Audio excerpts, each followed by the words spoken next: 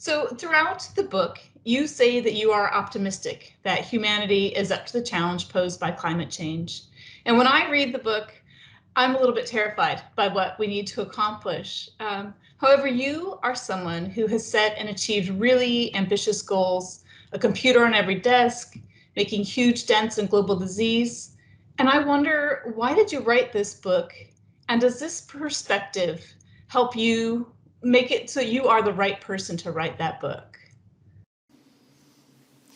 I'd admit that this is a huge problem and it'll be tougher than anything humanity's ever done. And only by staying sort of constant in working on this over the next 30 years do we have a chance to do it.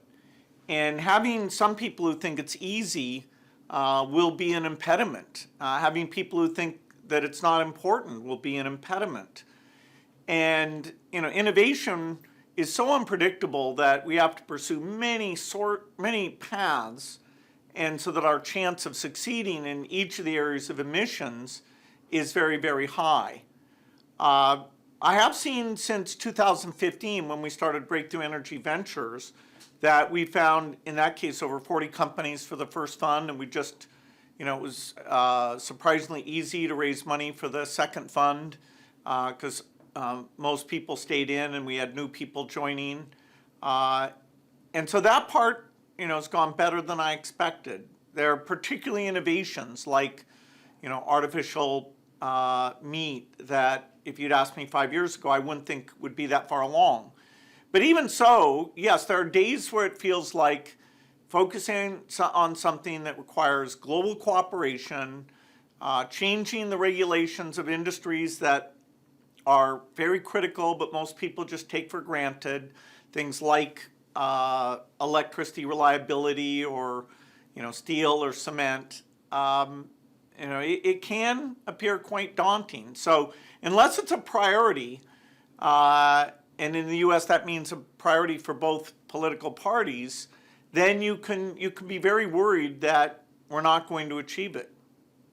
Yeah, and looking out, a decade from now, there are a lot of goals that are set for 2030. Where do you have the biggest hope for advances in innovation, policy, and markets? Kind of the three things that you say really need to come together to make movement in a decade. Where do you hope there'll be some progress? Well, we can take all the areas of emissions and sort them by the scale of their green premium. The absolute green premium, the percentage green premium. And what you see there is that there are some things like electric heat pumps, passenger cars, and some degree of power generation, electricity generation, that we have modest green premiums right now. And so we should take these 10 years and drive the scale of those things. We may need some tax credits, some policies to help those.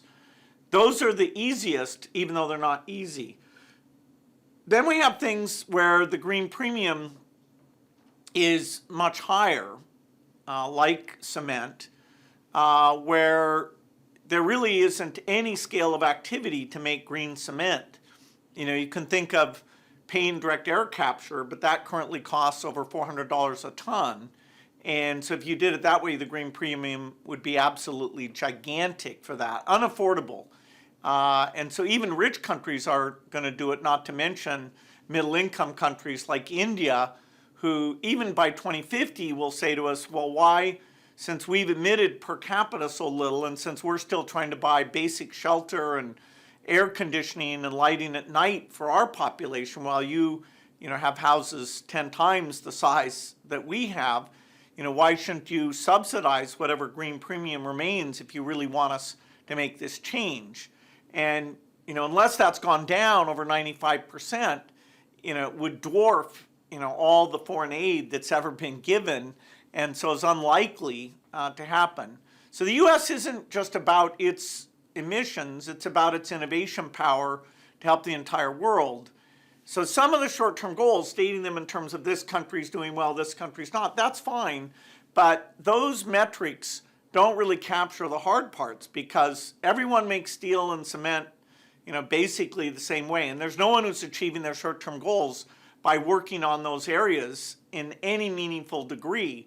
So it's not a path to zero just to take the things that we're able to deploy right now because they have modest green premiums. That alone doesn't get you there. So by 2030, you have to see incredible advances at bringing the green premium down. Let's say by then, hopefully it's down by at least 80%.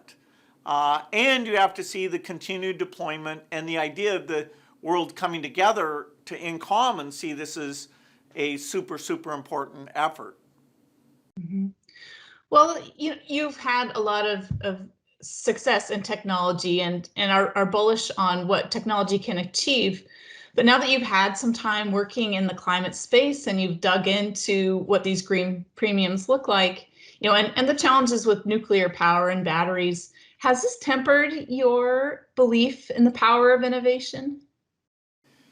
Well, certainly, if you just look at what's happened in the chip and software and internet area, if you think anything like that can help happen in the physical economy, that would confuse you. The type of speed of improvement and cost reduction, there's no other domain like it. In fact, even in medicine that moves way more slowly than the digital world, even there, in 10 years' time, you can do some very dramatic things, and that's a very hopeful space. But now we're talking about a part of the economy that's physically the largest, very little R&D, very little change over the last few decades, and yet we're saying, in 30 years, we're going to change it very, very dramatically. So it's certainly way harder than the advances that have taken place in other areas. I do think that the template of accelerating innovation by finding smart people and having risk capital and funding basic R&D and creating market-based price signals, I think those apply very much. And so, I've had to learn about these new areas, reading a lot of books and meeting a lot of experts. But yes, my sense of how you drive innovation is part of what I'm bringing to this, suggesting that we can have a plan, to go along with the goal and the energy that the advocates are putting out. Well, and I wonder, you talk about sort of how you've been learning and progressing in this area. And clearly your work here is going to build on what you accomplished at Microsoft and what you've accomplished with your foundation. And I have to wonder if from those experiences, there have been any particular missteps or evolution in your thinking that you are now having that awareness that you're bringing to this work. I mean, this is probably the hardest thing you've tackled, perhaps. And so what lessons learned are you applying from Microsoft and the foundation? Well, the foundation, in its early days, saw its role as almost entirely on the innovation piece, that is, creation of new vaccines. The actual effort to buy and deliver them, to get the coverage levels up, which is on the ground and sort of country by country delivery systems where you have to hire and pay and have data that tells you whether things are going well. That we thought others would take the lead, but in fact we found that there were actually some innovations that were being used in rich and middle income countries like the rotavirus vaccine, that clearly there was no innovation problem. There was a volume and pricing problem, but also convincing countries to adopt and making that super easy for them, and then not only adopt it, but to get their coverage of their kids up closer to 100%. So, partnerships with the private sector, partnerships with governments, the challenges of working in countries where the government's capacity to do things is very limited. We've been on a learning curve, and that foundation work, even as I'm doing all this climate thing, that's going to remain by far the primary source of my philanthropic dollars, are what's going through the foundation. Well, I wondered about that a little bit because in the book, when you talk about your pathway to getting to these climate issues is coming through your understanding of what needs to happen in low-income countries and their need to electrify, and kind of merging that with your recognition that if climate change isn't slowed down and addressed, that the good work that you're doing in global health is really undone by that. So how do you, in your mind, how do you rationalize spending more of your resources and energy in global health when everything is kind of, the underlining of everything is really climate change? Well, the year 2000 saw over 10 million children die below the age of 5. And today, with the great work that we've done with our partners, including creating things like Global Fund and Gavi, that's under 5 million a year. And we have a path to get it down from that 5 million to 2.5 million. So we're driving for health justice, where a child nowhere in the world has a 5% chance of dying before they see their 5th birthday. And we still have places, even without war, that it's 15 to 20%. That's where we're expert.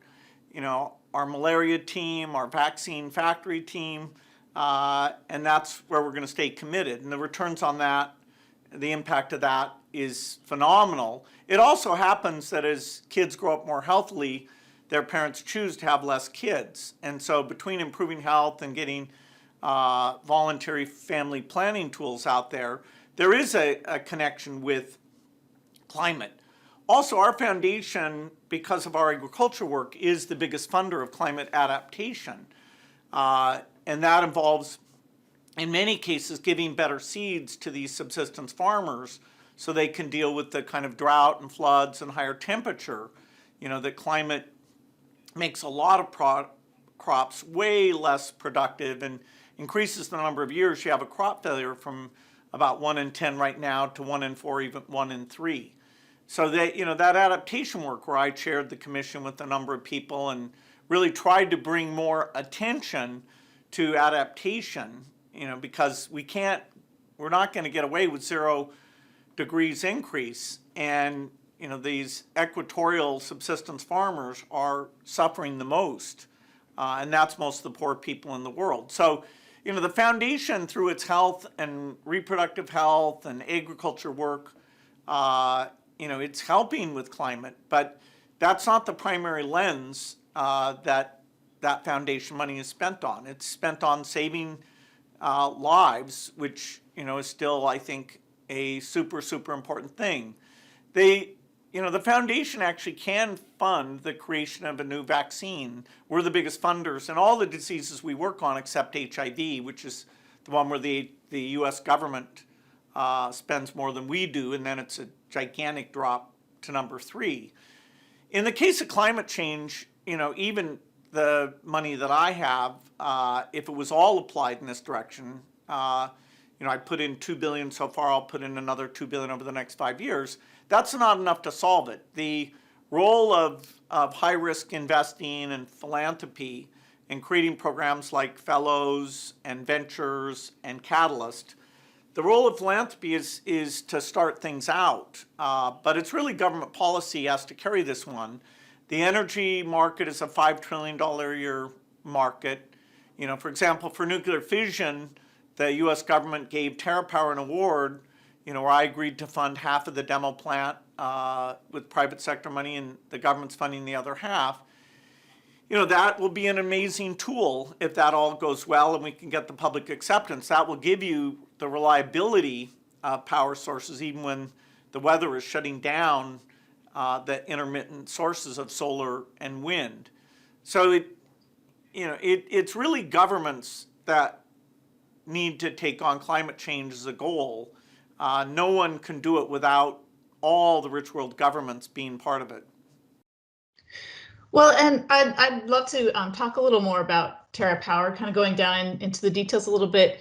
In that 2010 TED Talk, you talked about where you would hope to be and kind of the promise it held. Has that effort progressed as you have hoped? And where do you think it'll be in another 5 or 10 years?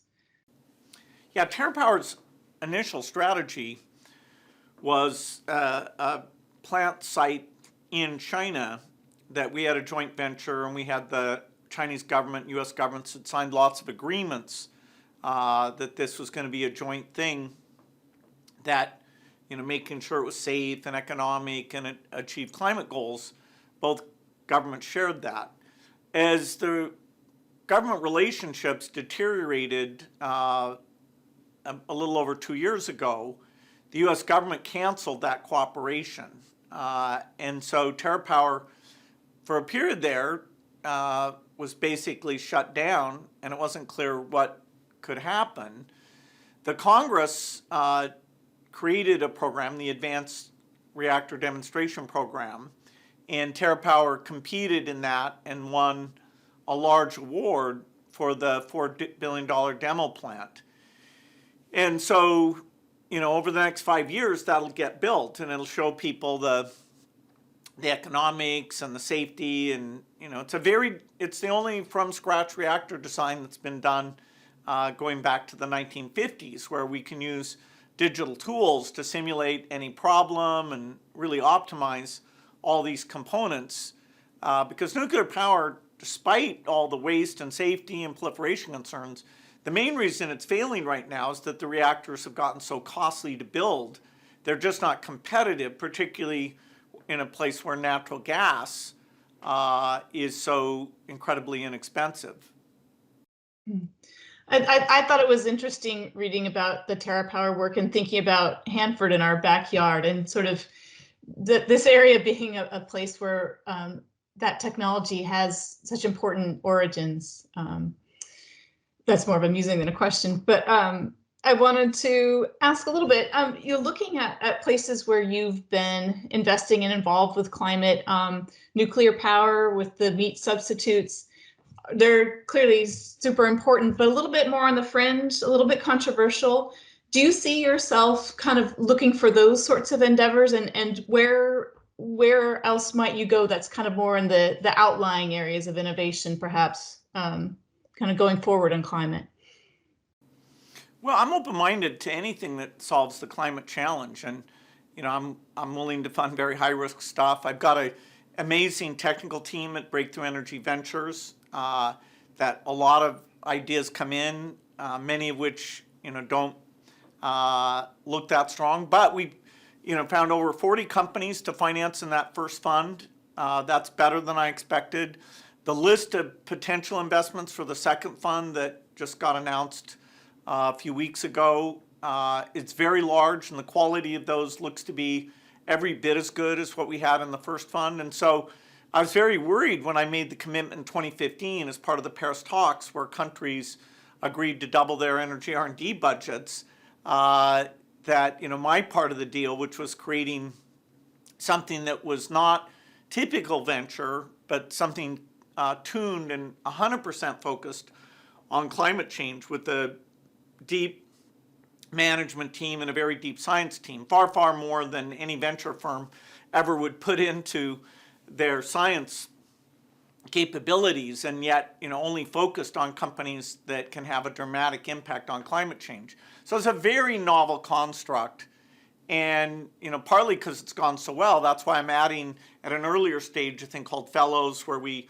finance, give gifts to people before they're ready for seed funding, and then this thing called Catalyst, which is about the demand for innovation, not just the supply of innovation, which will buy things that have high green premiums, but therefore create a market and start it down the learning curve, where we hope to recreate for all these product areas what happened with wind and solar and lithium-ion batteries for passenger cars. Mm-hmm. Well, that's great. That the evolution of breakthrough energy kind of snuck up on me, and some of your staff shared today information about Energy Catalyst, about the policy and advocacy piece.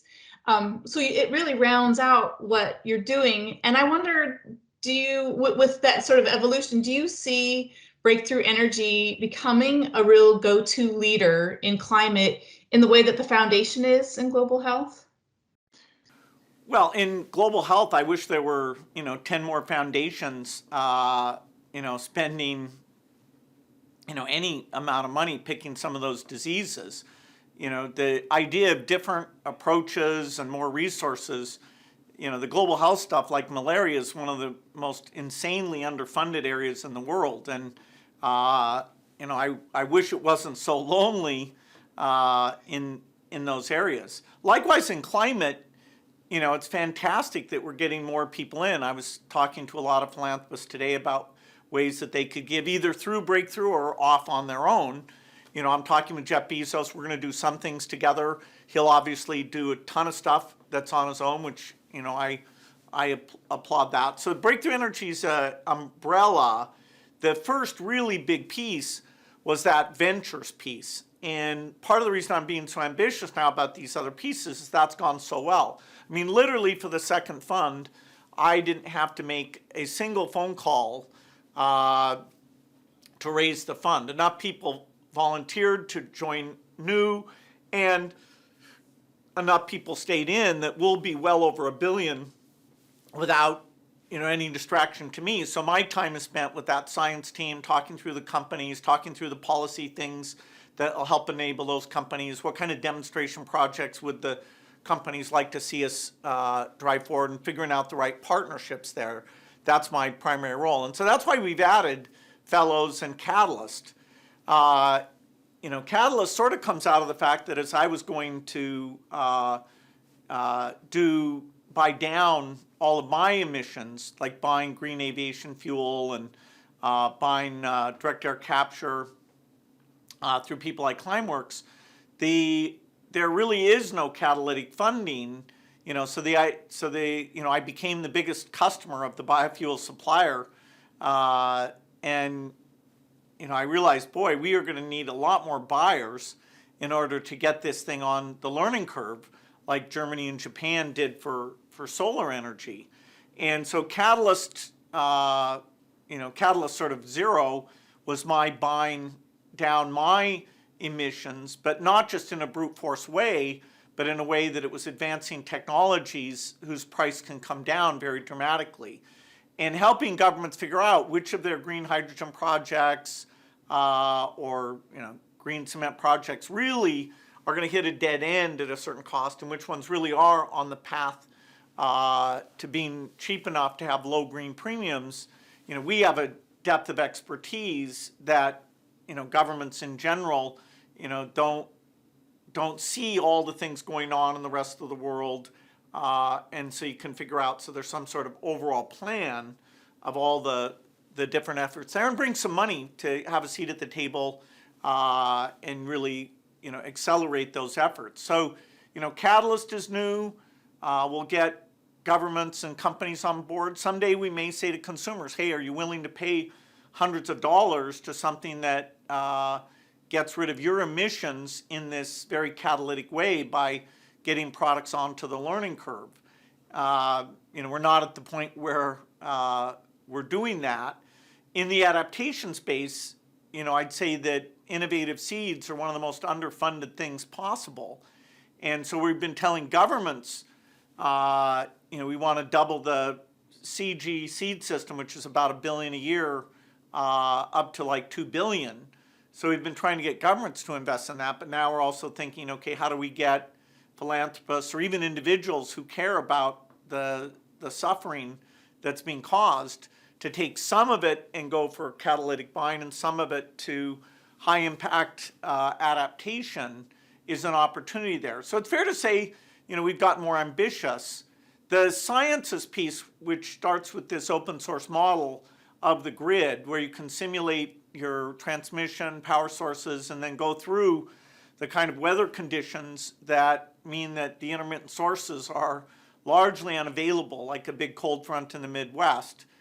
That open source effort, we started that almost 2 years ago, but we just did our first public release where we can actually do super interesting things because we have so much data about sources and uses that now we're working with academia and utilities to say, okay, when somebody says, here's what we need to do on transmission or sources or storage or nuclear, we can try out and say, does it achieve the goals that the electricity sector has to grow dramatically to substitute for direct use of hydrocarbons. It's got to stay reliable, it's got to stay cheap, and it can't be a source of emissions. Well, I was really interested to read about your efforts working on the grid like that, and sort of developing new data tools. And you also referenced in the book how you've done that in global health too, to kind of get a better understanding of, so much wasn't being measured, and so much of this big picture data was lacking. Are there other places in climate where you see that potential for creating new systems of data and understanding? Yeah, just, if you want to know what your own emissions are, if you want to understand various offsets and how high quality they are, uh, getting data will be quite valuable. Now, it's not the case that just having companies report their emissions is going to get them to zero. A steel company, fine, just multiply. And cement companies just multiply. We still need cement. We still need steel. We even still need natural gas and gasoline. People still, want to get to work, and they're not going to overnight abandon their car. Nor do we have the capacity to build that many electric cars. But over time, we can develop that. And so, yes, the whole field is a fairly early stage field in terms of, it feels a bit like global health did in the year 2000, where even really tracking the numbers isn't as easy as it should be, particularly this concept of, okay, what are the hard parts? Most articles you read just say, okay, solar panels are cheap, therefore the problem is solved. And that, sadly, is not the case. Even for electricity generation, this the scale up and the reliability equation will be extremely difficult to achieve, despite the miracle of how low cost wind and solar are. And the US is easier actually because of the size of North America. A weather front is about 200 miles wide. So if you're a country like Germany, it's easy to have the whole country shut down. Unless they do it on a European-wide basis, they get no diversity. And so you'd have long periods, unless you're willing to depend on the region, you'd have long periods where nuclear batteries would be your only source of energy. And that is very difficult to achieve. Well, it was fun reading the book too, that it made me stop and remember that I need to think more about nuclear and about biofuels, and a few things I kind of put to the side because of enthusiasm over wind and solar and batteries. And it's like, oh, wait a minute, that's not going to cut it. It's got to be all of these things still. And so I wonder, what do you see as your role personally in the climate issue? Is it convincing people of nuclear? Is it pushing lawmakers? Is it investing money? What do you love the most, and what do you see your role as? Well, I hope this is such an important cause that the percentage that comes from me gets smaller and smaller. I hope that in global health too, but we can make progress in global health without everybody talking about malaria. We cannot make the progress needed in climate without it being a broad discussion in most households in the country. And so you've got to get lots of other people involved. Because of my understanding of innovation ecosystems and my desire to learn lots of science and my access to experts in different areas, I can opine on, okay, is green hydrogen going to be cheap enough? If so, what path would it be? And okay, realistically, I'm not going to make any money on nuclear. I only started it for climate change reasons, and if I make money, fine, I'll put that into other climate things or global health related things. And so, studying an area for 15 years, you learn quite a bit. You see things that work and don't work, and certainly, I can build a team like the ventures team and the science piece, or this grid model piece, that governments typically, somehow don't assemble these super great teams. A few times they do. but so you can make a contribution, including that open source grid model. 10 years from now, my role shouldn't be super large. There should be tons of other voices. Okay. Well, you mentioned earlier that, of course, philanthropy compared to what governments can do the scale is very different. At the same time, with the Giving Pledge, you have a goal of giving away the bulk of your wealth. Yet, since you started the pledge 10 years ago, your worth has gone up significantly. And so I'm wondering when and why or how will you open the floodgates? And maybe right now with climate, maybe there's not places to pour giant sums, or how do you strategize what you do with your resources when you're looking at climate change being a race in many ways and you have the capital? So when does the spending blow open at some point? Well, at the current green premium, that's $5 trillion a year, so all of my money isn't a week of, paying down the green premium. And so, brute force, I'm a rounding error. And, most of that money is going towards the U.S. education and global health focus of the foundation. I'm looking more at, the kind of founding money for companies that in this space will be like, Google and Microsoft were in the IT space. You've got Tesla that's now getting a lot of competition, which is a good sign.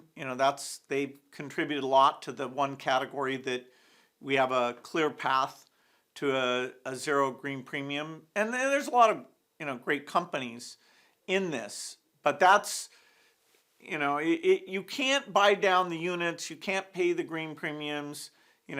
People deserve to have air conditioning and buildings and transport, and so only by multiplying by zero do you actually eliminate categories. There's not a brute force thing. Now, some of the small things that create volume to get technologies on the learning curve, those things really do have a dramatic effect, the so-called catalytic effect. Will direct air capture come down in price dramatically? Nobody knows that. And like flying a plane with batteries, well, that battery would have to be 20 times better. It's almost certainly not possible to do that, which is why we either have to make those fuels from some zero emission source, which is biofuels or electric fuels, or we have to come up with some hydrogen based plan that Breakthrough Energy just funded a company that works in that area, which looks very daunting, but hey, there's some smart people and they'll team up with the aircraft manufacturers to see what can be done. Maybe as a last question, I guess one thing I was impressed at your restraint in the book in not just spending so much time on innovation, because that's kind of the fun piece, I think, compared to looking at policy and marketplace and that. But of course, again, like you said, all three are essential. But one piece you didn't go very far into is the engineering, the kind of climate engineering, and sort of those more out there kind of Hail Mary solutions. Do you have any thoughts there that you didn't really go into in the book, perhaps? Well, innovation is key, but it's policy innovation.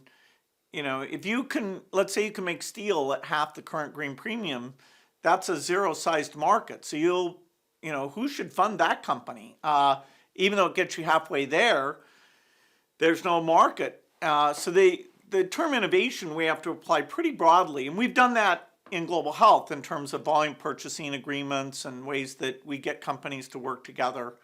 So it's not just the lab sort of innovation that has that big impact.